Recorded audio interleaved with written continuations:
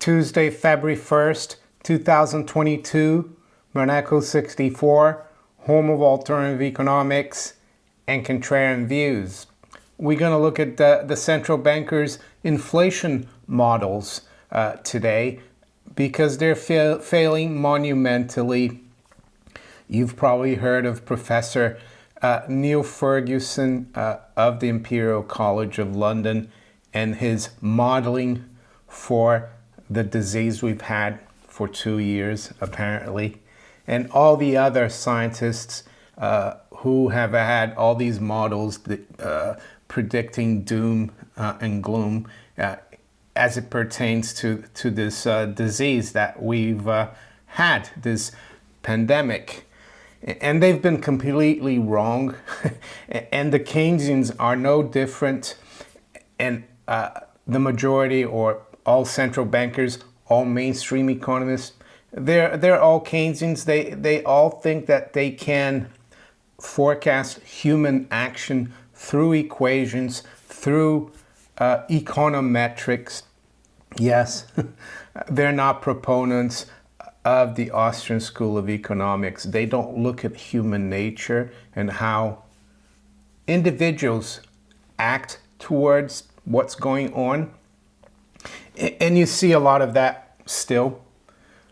You read articles in the FT or Wall Street Journal or Bloomberg, wherever it may be, and they talk to a trader on the fixed income desk or a fund manager or a hedge fund manager, and they say, the 10-year forward rate is pointing to very low inflation, so on and so forth. And that's the other thing as well.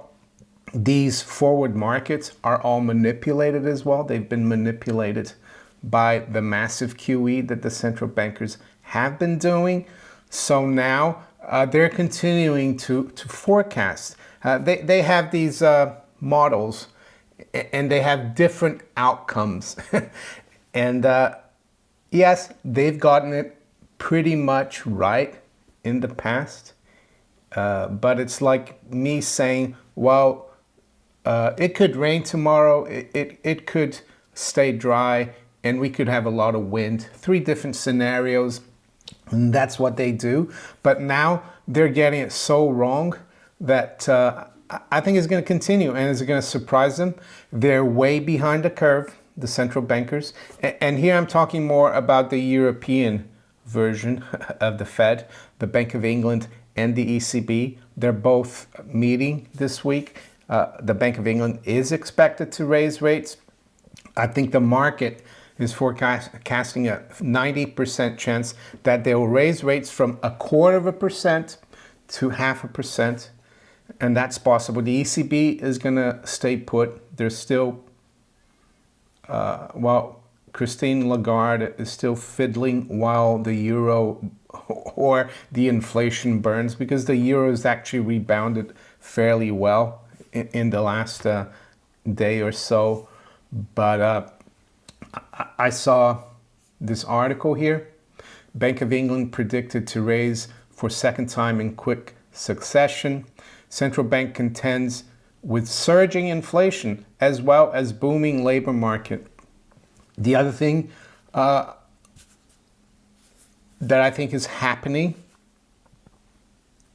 is that central bankers and the mainstream Keynesian economists, they're so deluded, they're so brainwashed into actually thinking that inflation is actually rising prices. They don't realize that it's a monetary phenomenon, and that we've had since '08, we've had massive money and currency injection. We've had massive QE. We've stayed under 1%. The Bank of England rate has stayed under 1% since then. If they raise rates twice in a row now, it will be the first time since 2004 they do that. So 18 years. So is it any wonder that prices are starting to rise? No, it's not. But they seem all dumbfounded, and they seem to think that they can just forecast that it's going to drop and everything's going to be okay, and it's going to drop to their 2% target, even though the RPI is rising at 7.5%. I know they don't look at the RPI, but I would say that's more realistic than the CPI, which is still rising above 5%. And this is the kind of modeling they do here. So you look at this chart. Right now, this is what they're forecasting for inflation, which they call CPI inflation, which is also wrong, of course. And they've been completely wrong. Last year in May, they didn't think the CPI would get even close to 3%. And now we are above 5%. Even the mainstream economists, they are admitting, this woman here, Liz Martins, economist at HSBC, she said, the fourth quarter of last year saw the MPC's biggest inflation forecasting error on record. The main source of uncertainty in December, the Omicron variant, appears to be receding with Plan B restrictions now lifted. I don't know what that's got to do with inflation, really, why she mentioned that. So yeah, they do expect them to be hawkish, even though prices are rising at, I would say, 7%, and they seem to think that raising the base rate, and the base rate is the rate that the Bank of England sets for overnight loans to member banks. And that sets the tone for the whole yield curve. But to think that they can rein in rising prices with such a tiny base rate and CPI and RPI moving towards 7% is pretty amazing. It's like they're not in the real world. Back in the 90s or late 80s when I started out, if you had RPI or CPI at 5 or 7%, the base rate would be probably 7 or 8. The 10-year yield would be approaching 10, 11%. And despite that, we still have a 1 handle in the UK 10-year gilt yield. I don't know what's going to happen. I don't know when investors and market participants are going to wake up. I think it could be when the public wake up and they start hoarding things, and the demand for the Bank of England currency, the fiat currency, drops through the floor. And that's when you get a massive price rises and approaching hyperinflation, as I said yesterday. So they're completely wrong. They're behind the curve.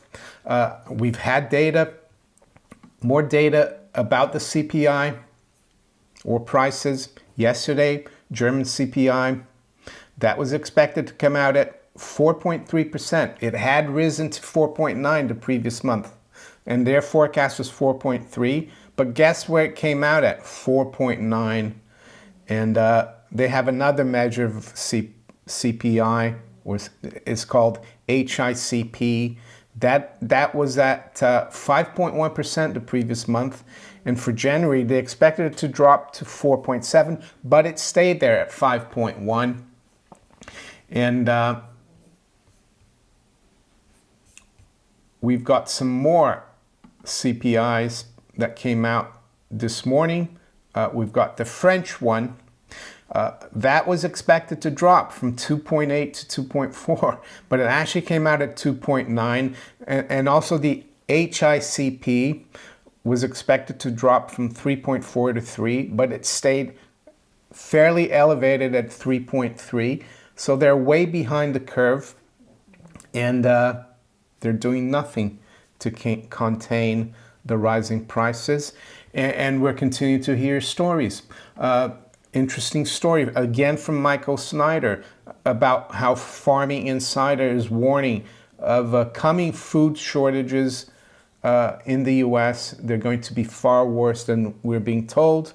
That's a Zero Hedge article, specifically talking about fertilizer prices and the fact that there could be a very big corn shortage, corn being a very important part of the food chain. At the same time, though, I have to admit, I'm in contact with a farmer in the US, and this farmer said, yes, this could be a problem. My other half thinks it isn't. So we'll have to wait and see. But I think there's shortages already. And even the Wall Street Journal is talking about that. They had an article on the 23rd of January. It says U.S. food supply is under pressure from plants to store shelves.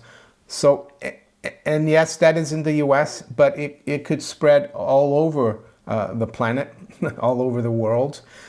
And in the UK as well. I'd forgotten about, I don't know if you remember, back in September, October time, the government had to basically bail out a company, an American company, CF, I think it was called, it's called CF Industries.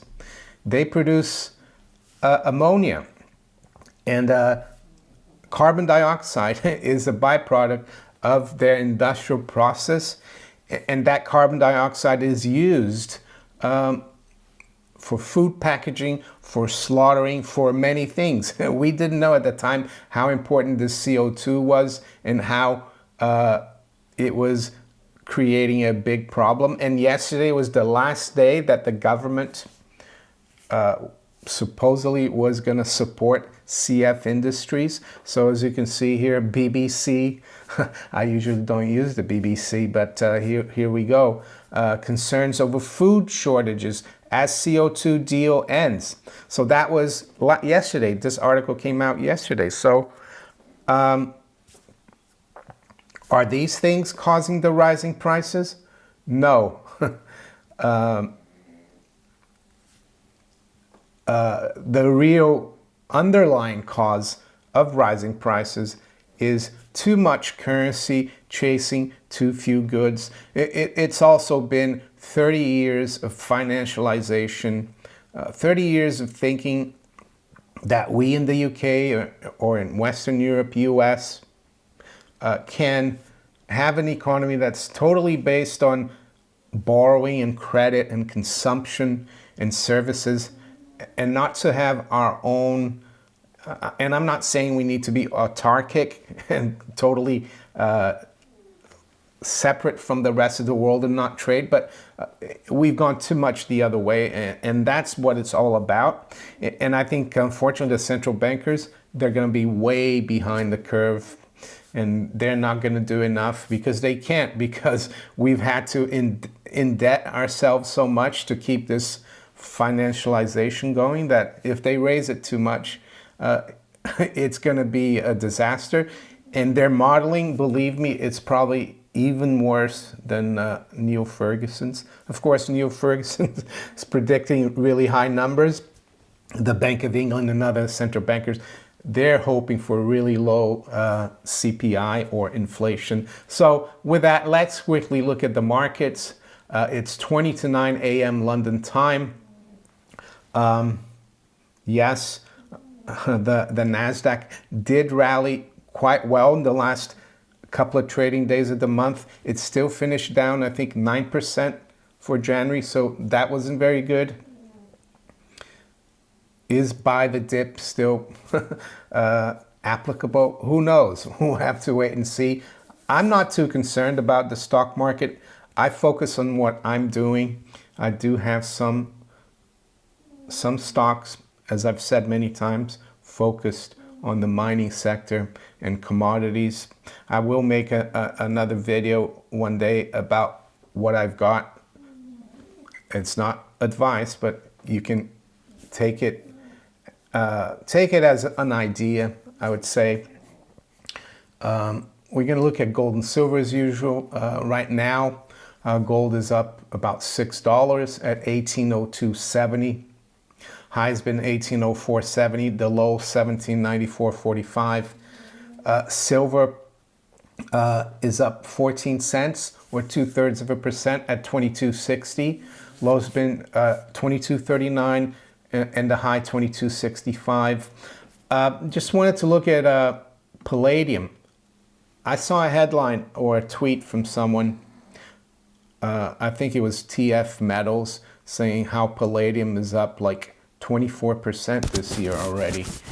And then comparing it to gold and silver. Actually, I think it was Spinner from GoldSeek.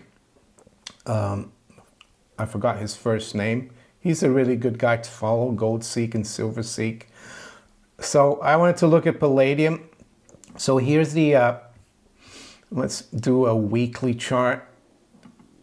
So if you look back at palladium, March of 2020, when we had a massive liquidity crisis in all the markets, palladium went from almost $2,800 in February 2020 all the way down to below 1,400. So its value was slashed in half. And then since March 2020, like gold, it started going up, and silver, but it went up, continued to go up until May last year and made a new high at 3,000. And then it dropped again recently in the middle of December last year to basically 1,500. So it halved again, and now it's back up to 2,400 almost. So yes, it's up maybe 24%. I haven't done the calculation. I guess Mr. Spinda knows what he's talking about, but just notice how volatile it is.